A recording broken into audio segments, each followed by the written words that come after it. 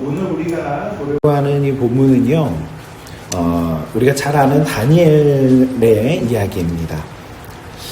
잠깐 다니엘의 상황을 조금 말씀을 드리면, 다니엘은 1차 포로들이 끌려갈 때에 그때 끌려갔던 그런 이 당시에는 소년이었습니다.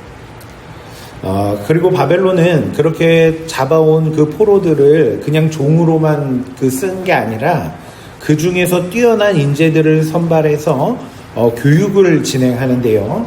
그들에게 바벨론의 언어와 학문을 가르치고 또 왕이 먹는 음식을 먹이고 그리고 이름을 바꾸며 그들의 정체성을 바꿔서 바벨론이 사용할 수 있는 인재들로 만들고자 했습니다. 오늘 보면은 그런 상황 가운데 다니엘이 왕이 주는 음식을 먹고 살 수 있도록 했잖아요. 그 음식을 먹어야 되는 입장이었는데 다니엘이 왕이 주는 음식을 통해서 나를 더럽히지 않겠다라는 그런 결단을 했던 거예요. 다니엘이 왕이 주는 음식이 나를 더럽히고 있다라고 생각을 했던 이유, 그래서 채소만 먹으려고 했던 이유는요, 다른 게 아닙니다. 왕이 주는 음식에는, 그 바벨론 왕이 주는 거잖아요. 그 음식에는 율법에서 금한 음식들이 있을 수 있었고, 또 한 가지 중요한 부분은 왕이 주는 음식들 가운데 고기 같은 것들은 그 당시에 관례에 따라서 그들의 신에게 바쳐졌던 것들을 다시 가지고 와서 이제 먹는 거거든요. 유대인들에게 있어서 이런 게 있는 거예요. 그 음식을 먹으면 그 예식에 참여한 것과 똑같다라는 생각을 그들은 가지고 있었어요. 그러니까 우상 숭배할 때 쓰여진 음식, 그거를 내가 먹으면 내가 우상 숭배에 참여한 거랑 똑같다라는 인식을 가지고 있었던 것입니다. 그래서 다니엘은 자신의 교육을 담당하고 있었던 그 환관장에게 그 부분을 이야기하면서 나는 채소만 먹고 싶다, 이렇게 이제 이야기를 한 겁니다. 그런데 한번 생각을 해보세요. 내가 환관장이다라고 했을 때 내가 왕의 명령을 지금 받았어요. 그래서 무언가를 지금 담당하고 있고, 그게 뭐냐면 어떤 교육을 진행하는 거였죠. 네. 그런데 그 교육하는 대상은 어떤 사람들이냐면 돈 내고 와서 교육받는 게 아니라 포로들이었단 말이에요. 네. 근데 그 포로의 입장에 있는 그 사람이 내가 섬기는 왕이 주는 음식을 거절한다. 그런데 그 이유가 또 너무 어이가 없죠. 자신을 더럽히지 않으려고. 그 왕이 주는 음식이 뭐라는 거예요? 더러운 음식이라는 거예요. 저 같으면 이렇게 얘기했을 것 같아요. 야, 너 말 같지도 않은 소리 하지 말고 그냥 주는 대로 먹어. 뭐 하면서 안 들어줬을 것 같아요. 네.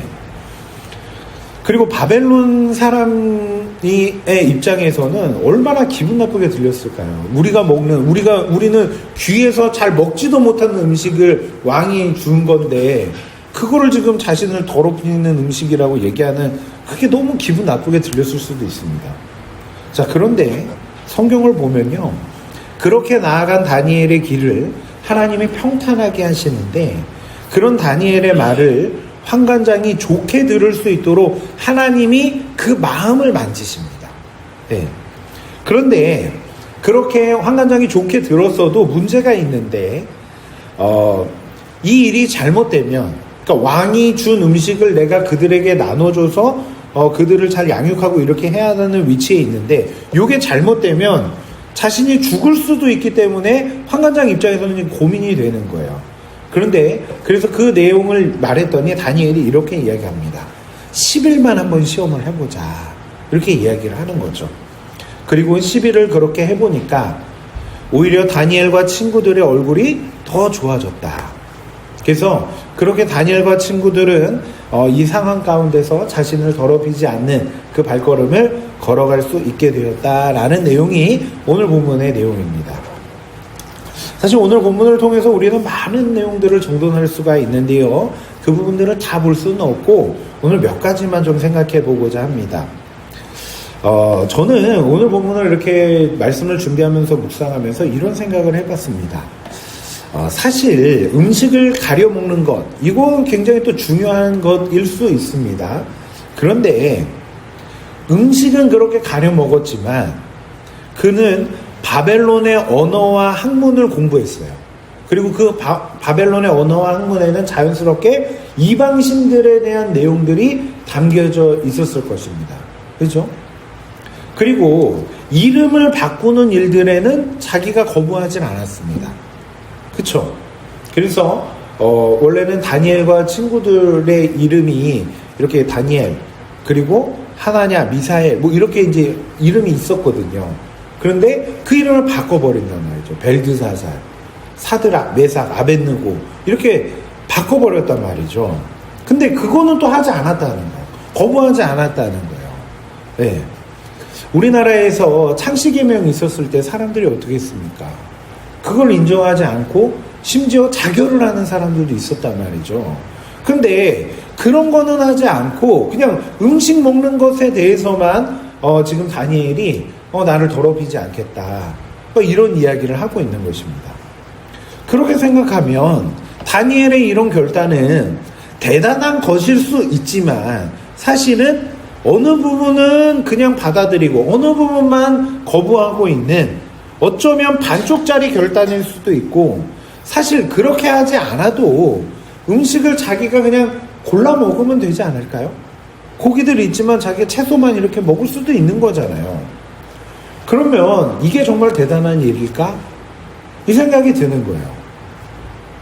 그리고 또 다니엘이 얼굴이 더 좋아졌다 뭐 이런 얘기 있는데요. 저가 요즘에 그런 얘기를 많이 듣습니다. 몇 개월 동안 못 본 이제 의정부 성학교회 성도들 이렇게 오랫동안 못 본 지인들 만나면 그분들이 하는 말이, 목사님 얼굴이 너무 좋아졌어요. 이렇게 얘기해요. 네. 저는 항상 얘기하죠. 우리 성도님들이 너무 잘해주십니다.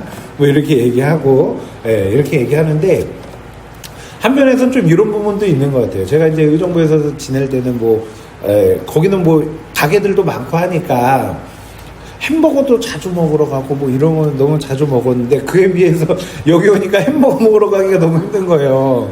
예, 그래서 안 먹어서 그런가 이런 생각도 들고, 채소를 더 많이 먹어서 그런가 뭐 이런 생각도 들고 하는데, 여러분 꼭 그렇게 하지 않아도, 고기를 안 먹어도요, 채소만 먹어도 사람의 얼굴빛이 더 좋을 수도 있는 거예요. 그렇죠? 예, 다이어트 하는 사람들 그런 거 많이 느끼기도 하잖아요. 그러니까 어떻게 보면 다니엘서 이후에 나오는 사건들에 비해서 볼 때 오늘 이 사건은 그렇게 대단한 사건이 아닐 수도 있다는 거예요. 그렇죠? 이후에 어떤 사건들이 나옵니까? 꿈을 해몽하는 사건이 나오죠. 그거는 꿈을 가르쳐 주지도 않고 왕이 내 꿈을 맞춰봐라 이런단 말이죠. 근데 그 꿈을 맞추고 해석을 하고, 또 이후에는 풀무불 용광로에 들어갔는데 살아나오는 사건, 또 사자굴에 들어가는데도 살아나오는 사건, 아주 엄청난 사건들이 다니엘서에 기록되어져 있는데, 그런 것들에 비하면은 사실은 채소만 먹고 얼굴 좋아졌다, 이거는 사실은 그렇게 대단한 사건은 아닐 수 있다라는 생각이 드는 것입니다. 자, 그런데 사실 오늘 본문에는 아주 중요한 다니엘서 전체를 관통하는 메시지가 담겨져 있는 것입니다. 다니엘의 전체적인 이야기뿐 아니라 그 뒤에 나오는 다니엘서 후반부에는 묵시의 내용들이 많이 나오거든요. 앞으로 되어질 일들에 대한 예언들이 나오거든요. 그 내용들의 핵심, 그게 뭐냐면 모든 주권은 하나님이 가지고 계신다라는 거예요. 바벨론이 강해 보이고 대단해 보이고 그 왕이 역사를 운행해 가는 것 같아 보일지라도, 사실은 보이지 않는 하나님께서 자신의 뜻 가운데 모든 역사를 운행해 가신다. 이게 핵심이거든요. 오늘 본문 다니엘서의 첫 번째 이 사건에서 성경은 그 말을 먼저 해주고 싶었던 거예요. 어찌 보면 대단하지 않은 사건일 수 있는 이 사건을 통해서 하나님은 하나님의 백성들을 보호하시고 모든 역사의 주인이시고 보이지 않지만 운행해 가신다. 이 이야기를 해주고 싶었던 거예요. 사실 그것에 대한 복선이 다니엘 1장 2절에 이미 나오거든요. 2절을 보면 이렇게 나와요. 주께서 유다 왕 여호야김과 하나님의 전 그릇 얼마를 그의 손에 넘기심에, 이렇게 나와요. 그러니까 상황이 어떤 상황이었냐면 느부갓네살 왕이 예루살렘을 이렇게 에워싸므로 전쟁에서 이제 거의 이기게 되는 그림이 그려진 상황이 맞아요. 에워싸서 이긴 게 맞아요. 그런데 성경은 뭐라고 얘기하냐면 그게 전부가 아니라 하나님께서 허락하셨기 때문에 그 일이 가능했던 거다. 이 이야기를 하고 있는 거예요. 즉 다니엘이 오늘 본문에서 뜻을 정하여 움직인 이 모습도요, 어떤 대단하고 숭고한 그런 일을 그가 준비하고 움직인 게 아니라 보이지 않는 하나님이 모든 역사를 운행해 가시는 것을 믿는 하나님의 백성들의 믿음의 반응, 그것을 지금 다니엘이 보여주고 있는 것이지 엄청 대단한 어떤 일이 있는 게 아니었다라는 거예요. 그리고 그 사실은 자연스럽게 우리에게 첫 번째 질문을 던지고 있는 것입니다. 과연 나는 세상 속에서 하나님을 신뢰함으로 어떤 믿음의 결단을 하며 오늘을 살아가고 있는가? 내 미래, 나의 삶의 윤택함, 내 욕심을 채우는 그런 것들을 위한 뜻을 정함, 요거 말고 나는 정말 하나님을 믿는 믿음의 일들을 해나가는 부분에 있어서 어떤 믿음의 결단을 하며 오늘을 살아가고 있는가라는 그 질문을 우리에게 던지고 있는 것입니다. 여러분, 다니엘은요, 하나님이 허락하신 그 역사 속에서 포로로 잡혀왔고요. 그 포로의 신분은 자신을 억압하는 상대방을 향해 뭔가를 요구할 수 없는 위치에 그를 데려다 놓은 것입니다. 그들이 하라는 대로 그 다니엘과 친구들이 따라가더라도 아무도 다니엘과 친구들을 비판할 수 없는 그 위치에 그들은 있었던 거예요. 더군다나 그들은 아직 성인이 되지도 않은 어린 친구들이었거든요. 열 몇 살, 10대의 소년이었단 말이죠. 그런데 그들은 그 가운데에서도 세상을 이끌어 가시는 하나님이 계심을 믿음의 눈으로 바라보며 그 하나님의 말씀들 가운데 자신을 지킬 수 있는, 깨끗하게 할 수 있는 것들이 무엇인지를 생각하고 그것을 바라보면서 뜻을 정하여 움직여가고 있었다라는 것입니다. 그리고 오늘 이 말씀을 대하는 우리에게 나는 과연 세상 속에서 살아가면서 상황과 환경 속에 적당히 타협하며 살아가는 것이 있지 않은지 우리를 돌아보게 하고 있는 것이고, 그 가운데도 거룩한 결단을 움직여 가야 한다라고 우리에게 도전하고 있는 것입니다. 여러분, 여러분의 삶 속에서 여러분은 어떤 믿음의 결단을 하며 오늘을 살아가고 계신가요? 아직 망설이고 있거나 이거는 믿음의 결단의 제목은 아니야 라고 스스로 생각하여 벌써부터 그것들을 내려놓은 그런 부분들이 우리 안에 있지는 않은가요? 그 부분들을 우리는 정돈하며 나아갈 필요가 있는 것입니다. 중요한 것은요, 그렇게 움직인 하나님의 백성들을 하나님이 책임지신다라는 거예요. 제가 수요 예배 때에 이 다니엘서를 가지고 또 설교를 했었거든요, 얼마 전에. 그런데 다니엘서 말씀을 준비하면서 제가 여러 강의를 이렇게 좀 들었는데 그 중에 한 분이 이런 말씀 하시더라고요. 현대의 성도들은 하나님이 기적적으로 일하신다는 그런 믿음에 대해 조심스러운 마음을 가지고 있다라는 거예요. 하나님은 전능한 분이 맞으시지만 현실적으로 안 될 일은 잘 걸러서 받아들여야 한다라는 그런 인식이 이제 있다는 거예요. 사람들의 마음 가운데. 예전에는 그렇지 않았거든요. 하나님이 하시면 할 수 있습니다. 우리 기적을 믿자. 이러면서 했었던 모습들이 분명히 우리의 신앙의 선배들의 삶 속에서 분명히 있었는데, 요즘 시대 사람들은 무조건 은혜를 구하는 것은 맹목적인 믿음이 아닐까? 그렇게 우리가 미리 정의하고 나아가는 것이 사실은 더 성숙하고 세련된 믿음이 아닐까? 이런 생각이 있다는 거예요. 그런데 제가 그 강의를 들으면서 저도 그런 생각이 있는 것 같은 거예요. 성경을 제가 바르게 알고 교리적으로 잘 정돈하고 모호한 부분들을 조심하는 것이 중요하다라고 생각을 제가 많이 했고요. 신학을 공부하면서 자연스럽게 그런 부분들 막 애매하게 그냥 덮어놓고 믿어 이런 것들이 있지 않도록 제가 여러 가지로 지금 준비하고 막 공부하고 그랬던 부분들이 있거든요.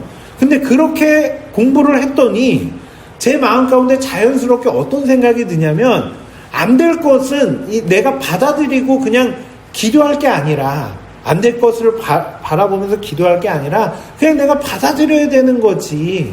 그걸 받아들이는 게 신앙이지. 이런 생각이 벌써 내 안에 있었던 것 같던 거예요.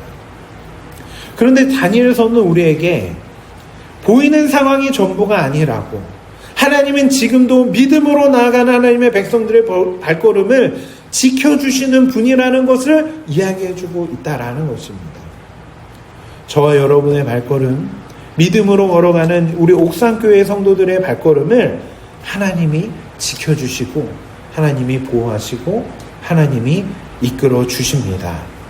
그리고 그것을 경험하는, 그것을 확인하고 믿게 해주는 그 우리가 할 수 있는 모습, 그게 뭐냐면 뜻을 정하여 믿음으로 오늘을 살아가는 것입니다.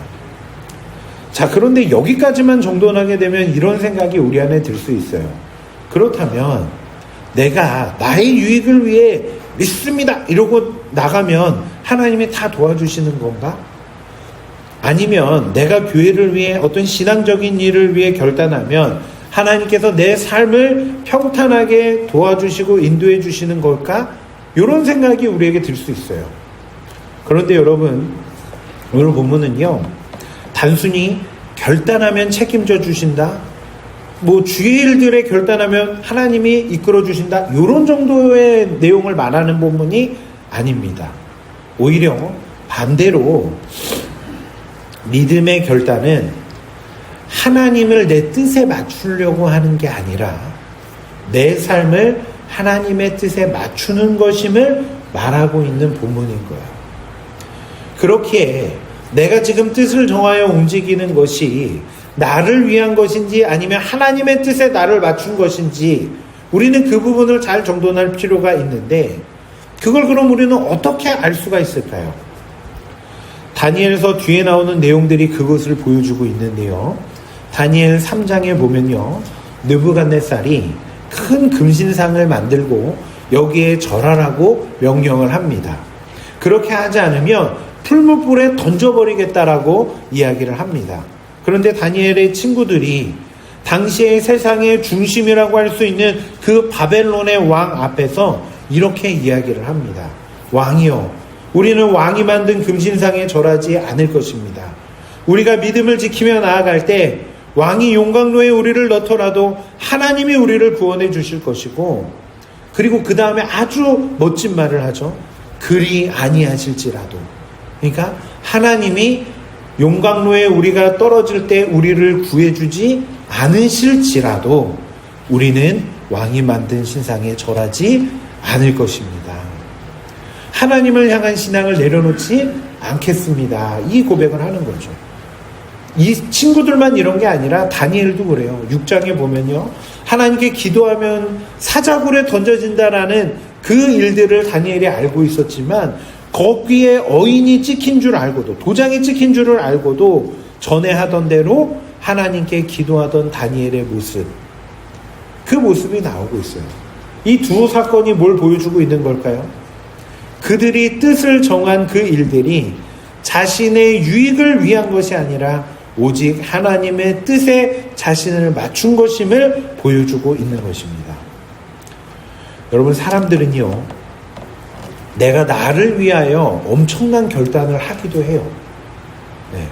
내가 나중에 내가 이런 사람이 되기 위해서 오늘부터 이렇게 살리라, 이렇게 결단하는 사람들이 있다는 거예요. 그리고 그렇게 나를 위해 움직여 갈 때요, 여러 가지 어려움들이 있어도요, 그 일들을 참아내면서 가기도 합니다. 그런데 우리는 내가 목표하는 유익, 내가 바라보는 이상, 이것보다 내가 감당해야 할 것이 크기 시작하면 우리는 이 부분들을 내려놓을 수 있는 자들이에요. 그러니까 나는 어떤 일들을 위해서 이 결단을 하며 나아가는데 요것보다 더 큰 일들, 심지어 목숨이 위태로운 상황에 놓이게 되면 내가 결단한 것을 바꿀 수도 있는 사람들이라는 거예요. 그런데 다니엘과 친구들이 보여준 모습이 뭐였죠? 목숨의 위험 앞에서도 변하지 않는 모습입니다. 저는 지금 단순히 여러분 하나님의 뜻에 맞추는 결단, 그게 필요하고 그것은 아무리 큰 손해가 있어도 심지어 목숨이 위태로울지라도 변하지 않는 모습 속에서 드러나니까 여러분 큰 결단 좀 보여주세요, 이런 말씀을 드리는 게 아니라 우리가 하는 모든 결단들이 하나님의 뜻에 맞은 결단인지를 정돈하는 게 중요하다는 말씀을 드리는 거예요. 특히 다니엘의 때와 지금의 차이점이 뭐냐면 그 당시 다니엘과 친구들이 그들의 행동을 하나님의 뜻에 맞출 수 있는 기준을 뭘로 잡았냐면 율법으로 잡았어요. 네. 그래서 왕이 주는 음식을 거절했고 금신상에게 절하지 않았고 어인이 찍힌 줄을 알고도 그들은 기도했던 것입니다. 그런데 지금 우리는 예수 그리스도와 십자가가 세워진 이후의 삶을 살고 있습니다. 십자가 안에서 율법의 모든 요구와 정죄는 끝났다고 성경이 이야기하고 있습니다. 그 말은 우리가 율법을 잘 지킨다고 해서 하나님 앞에서 더 아름다운 사람이 되는 것도 아니고 십자가 안에서 우리가 율법을 지키지 못한다고 해서 우리의 구원이 취소되는 것도 아니라는 뜻이에요. 그럼 우리는 무엇으로 하나님의 뜻을 분별할 수 있는 걸까요?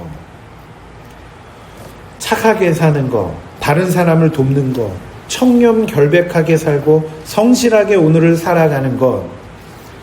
여러분, 그게 세상이 교회와 성도들에게 기본적으로 기대하고 있는 모습이기도 하죠. 그런데 여러분, 그거는 교회가 아닌 곳에서도 사람들이 많이 그렇게 살아요. 성도가 아닌 사람들도요, 청렴결백하게 살아요.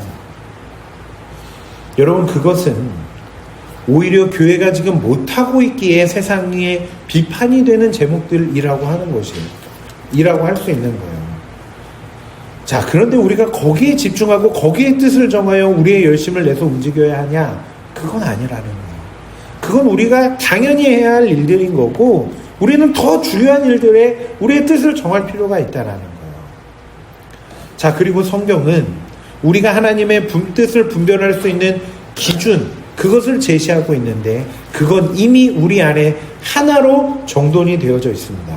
그 기준은 뭐냐면 예수 그리스도인 것입니다.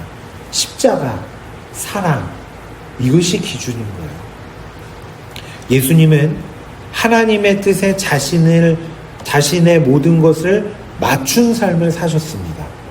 자신의 뜻을 내려놓고 하나님이 사랑하는 영혼을 위해 자신의 원수들이었지만 그들을 위해 십자가를 지셨다라는 거예요. 예수님처럼 하나님이 사랑하는 영혼을 사랑하는 것, 하나님이 사랑하는 지체들을 품어주는 것, 내가 받은 은혜를 나에게만 머물게 하지 않고 그 영혼들에게 흘려보내주는 삶을 사는 것, 다니엘이 바벨론의 실탁 앞에서 거룩한 뜻을 품고 움직였듯이 우리는 십자가 앞에서 사랑으로 살기로 뜻을 정하며 나아가야 한다는 것입니다. 그런데 여러분, 아무리 우리의 뜻을 정함이 옳고 그것이 확실하더라도 우리에게 조심해야 할 부분이 있습니다. 한 목사님이 설교 중에 이런 말씀하시더라고요. 우리의 목적이 선하면 방법도 선해야 하고 우리의 목적이 의롭다면 방법도 의로워야 한다. 이런 말씀을 하시더라고요. 여러분, 주님이 십자가에서 보여주셨던 모습도 바로 그거였거든요. 사랑의 삶을 이루기 위해서 주님이 이 땅에 오셨을 때 자신의 원수들을 향해서, 자기를 죽이려고 하면 그게 원수잖아요.